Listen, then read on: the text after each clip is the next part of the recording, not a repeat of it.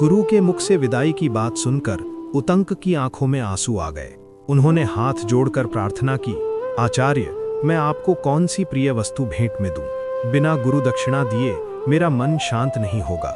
आचार्य वेद परम संतोषी थे। उन्होंने पहले तो अस्वीकार किया, परंतु शिष्य का आग्रह देखकर पीछे कहा कि जाओ, अपनी गुरु माता से पूछ लो, वे जो मांगे वही ला देना। जब उतंक ने गुरु माता के पास जाकर पूछा तो उन्होंने एक बहुत ही दुर्लभ वस्तु की मांग कर दी। गुरु माता ने कहा, बेटा, तुम राजा पौष्य के पास जाओ और उनकी रानी के कानों के कुंडल मांग लाओ। मैं आज के चौथे दिन उन्हें पहनकर ब्राह्मणों को भोजन परोसना चाहती हूँ। ये एक कठिन परीक्षा थी, क्योंकि समय केवल 4 दिन का था और कुंडल क्षत्रिय रानी के थे। गुरु माता की आज्ञा शिरोधार्य कर उतंक बड़ी कठिनाई से राजा पौष्य के पास पहुंचे। राजा ने उनका स्वागत किया, लेकिन जब रानी के पास जाने की बात आई तो एक विचित्र घटना घटी। उतंक अंतःपुर में गए, लेकिन उन्हें रानी दिखाई ही नहीं दी। उन्होंने लौटकर राजा से कहा, राजन, आपकी रानी वहां नहीं है। राजा ने ध्यान लगाकर कहा, ऋषि कुमार, आप भोजन करके हाथ मुंह धोए बिना अशुद्ध अवस्था में गए होंगे। मेरी रानी परम सती हैं, वे अशुद्ध व्यक्ति को दिखाई नहीं देती। उतंक ने अपनी भूल सुधारी, आचमन किया और शुद्ध होकर पुनः गए। तब उन्हें रानी के दर्शन हुए। रानी ने उतंक को सत्पात्र समझकर अपने दिव्य कुंडल दे दिए। साथ ही रानी ने एक भयानक चेतावनी भी दी, ऋषि कुमार, सावधान रहना, नागराज तक्षक इन कुंडलों को चाहता है।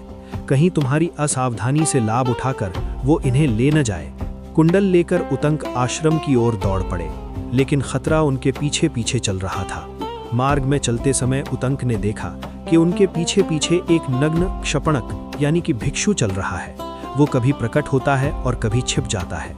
उतंक को रानी की चेतावनी याद थी, लेकिन प्यास और थकान के कारण वे एक क्षण के लिए चूक गए। एक बार उतंक ने कुंडल रखकर जल लेने की चेष्टा की। वे संध्या वंदन के लिए जल के पास गए।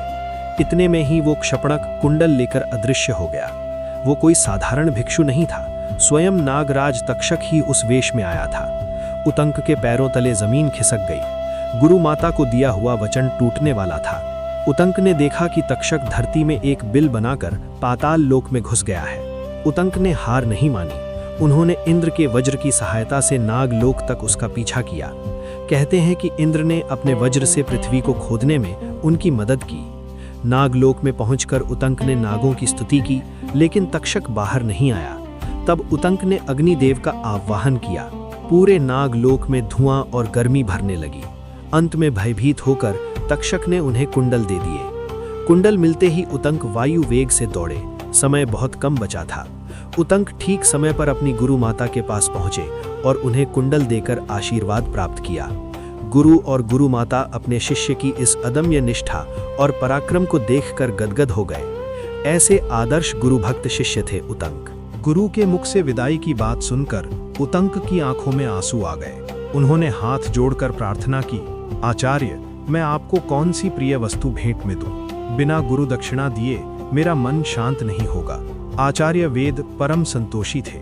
उन्होंने पहले तो अस्वीकार किया, परंतु शिष्य का आग्रह देखकर पीछे कहा कि जाओ, अपनी गुरु माता से पूछ लो, वे जो मांगे वही ला देना। जब उतंक ने गुरु माता के पास जाकर पूछा तो उन्होंने एक बहुत ही दुर्लभ वस्तु की मांग कर दी। गुरु माता ने कहा, बेटा, तुम राजा पौष्य के पास जाओ और उनकी रानी के कानों के कुंडल मांग लाओ। मैं आज के चौथे दिन उन्हें पहनकर ब्राह्मणों को भोजन परोसना चाहती हूँ। ये एक कठिन परीक्षा थी, क्योंकि समय केवल 4 दिन का था और कुंडल क्षत्रिय रानी के थे। गुरु माता की आज्ञा शिरोधार्य कर उतंक बड़ी कठिनाई से राजा पौष्य के पास पहुंचे। राजा ने उनका स्वागत किया, लेकिन जब रानी के पास जाने की बात आई तो एक विचित्र घटना घटी। उतंक अंतःपुर में गए, लेकिन उन्हें रानी दिखाई ही नहीं दी। उन्होंने लौटकर राजा से कहा, राजन, आपकी रानी वहां नहीं है। राजा ने ध्यान लगाकर कहा, ऋषि कुमार, आप भोजन करके हाथ मुंह धोए बिना अशुद्ध अवस्था में गए होंगे। मेरी रानी परम सती हैं, वे अशुद्ध व्यक्ति को दिखाई नहीं देती। उतंक ने अपनी भूल सुधारी, आचमन किया और शुद्ध होकर पुनः गए। तब उन्हें रानी के दर्शन हुए। रानी ने उतंक को सत्पात्र समझकर अपने दिव्य कुंडल दे दिए। साथ ही रानी ने एक भयानक चेतावनी भी दी, ऋषि कुमार, सावधान रहना, नागराज तक्षक इन कुंडलों को चाहता है, कहीं तुम्हारी असावधानी से लाभ उठाकर वो इन्हें ले न जाए। कुंडल लेकर उतंक आश्रम की ओर दौड़ पड़े, लेकिन खतरा उनके पीछे पीछे चल रहा था। मार्ग में चलते समय उतंक ने देखा कि उनके पीछे पीछे एक नग्न क्षपणक यानी कि भिक्षु चल रहा है। वो कभी प्रकट होता है और कभी छिप जाता है। उतंक को रानी की चेतावनी याद थी, लेकिन प्यास और थकान के कारण वे एक क्षण के लिए चूक गए। एक बार उतंक ने कुंडल रखकर जल लेने की चेष्टा की। वे संध्या वंदन के लिए जल के पास गए। इतने में ही वो क्षपणक कुंडल लेकर अदृश्य हो गया। वो कोई साधारण भिक्षु नहीं था, स्वयं नागराज तक्षक ही उस वेश में आया था। उतंक के पैरों तले जमीन खिसक गई। गुरु माता को दिया हुआ वचन टूटने वाला था। उतंक ने देखा कि तक्षक धरती में एक बिल बनाकर पाताल लोक में घुस गया है। उतंक ने हार नहीं मानी। उन्होंने इंद्र के वज्र की सहायता से नागलोक तक उसका पीछा किया। कहते हैं कि इंद्र ने अपने वज्र से पृथ्वी को खोदने में उनकी मदद की। नागलोक में पहुंचकर उतंक ने नागों की स्तुति की, लेकिन तक्षक बाहर नहीं आया। तब उतंक ने अग्निदेव का आह्वान किया। पूरे नागलोक में धुआं और गर्मी भरने लगी। अंत में भयभीत होकर तक्षक ने उन्हें कुंडल दे दिए। कुंडल मिलते ही उतंक वायु वेग से दौड़े। समय बहुत कम बचा था। उतंक ठीक समय पर अपनी गुरु माता के पास पहुंचे और उन्हें कुंडल देकर आशीर्वाद प्राप्त किया। गुरु और गुरु माता अपने शिष्य की इस अदम्य निष्ठा और पराक्रम को देखकर गदगद हो गए। ऐसे आदर्श गुरु भक्त शिष्य थे उतंक। एक अन्य प्रसंग में उतंक मुनि के तप का एक और उदाहरण मिलता है। महात्मा सौवीर नगर में एक सुंदर बगीचा था। उसमें भगवान विष्णु का एक भव्य मंदिर था। महात्मा उतंक उस बगीचे में रहकर मंदिर में भगवान विष्णु की पूजा किया करते थे। वे भगवान की सेवा में रात दिन लगे रहने वाले परम शांत, निष्प्रह, दयालु और महात्मा थे। एक दिन कर्णिक नाम का एक क्रूर डाकू मंदिर के सामने से निकलकर जा रहा था। उसकी दृष्टि मंदिर के ऊपर लगे हुए स्वर्ण कलश पर पड़ी। उसे देखकर कर्णिक ने अनुमान लगाया कि मंदिर के अंदर अपार धन संपत्ति होगी। रात में वो मंदिर में घुस गया। महात्मा उतंक उस समय भगवान के ध्यान में निमग्न होकर लेटे हुए भजन कर रहे थे। डाकू ने देखा कि जागते हुए व्यक्ति के सामने से धन ले जाना बड़ा मुश्किल है। अतः उसने एक हाथ से उनकी चोटी पकड़ी और दूसरे हाथ में तलवार लेकर उनका मस्तक काटने को तैयार हो गया। तभी एक चमत्कार हुआ।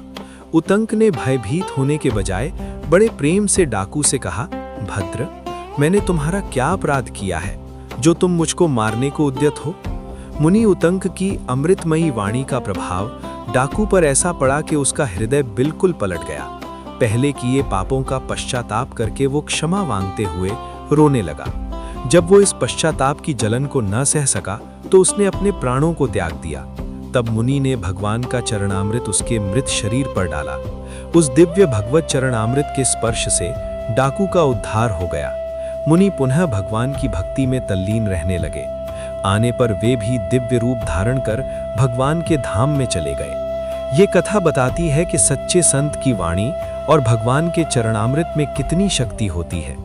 कल हम इस श्रृंखला के 8वें एपिसोड में प्रवेश करेंगे और दर्शन करेंगे ब्रह्मा जी के मानस पुत्र और प्रजापतियों के नायक श्री दक्ष जी के। ये सृष्टि के रचयिता थे और इन्हें अपनी शक्ति और तप का बड़ा अभिमान था।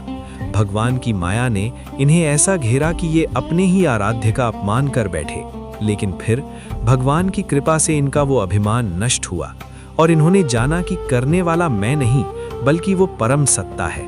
कैसे एक प्रजापति ने बकरे का सिर लगाकर भगवान की स्तुति की और माया को जीता। कल सुनेंगे प्रजापति दक्ष और अभिमान का नाश। कमेंट में महर्षि उतंक की गुरु भक्ति को नमन करते हुए बोलिए, जय गुरुदेव, जय उतंक, राधे राधे।